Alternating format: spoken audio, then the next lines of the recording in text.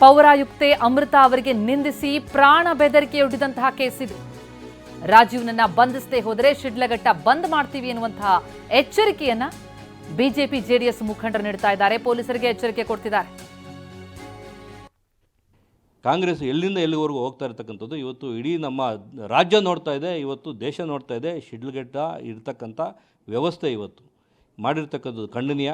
ಒಬ್ಬ ಹೆಣ್ಮಗಳನ್ನ ಗೌರವ ಕೊಡೋದು ಕಲಿಬೇಕು. ಇವತ್ತು ಹೆಣ್ಮಗಳಿಗೆ ಆಗಿರ್ತಕ್ಕಂಥದ್ದು ಇವತ್ತು ದುರಂತ.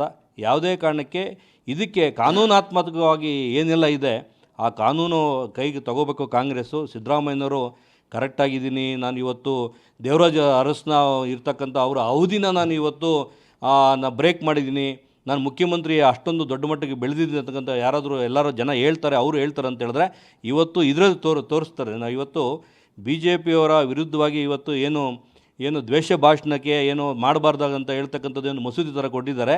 ಇದಕ್ಕೆ ಒಂದು ಮಸೂದೆ ತರಬೇಕು ಇವ್ರಿಗೆ. ಇವತ್ತು ಏನು ಇವತ್ತು ಮಾಡಿ ಕೊಟ್ಟಿದ್ದಾರೆ ಇದಕ್ಕೂ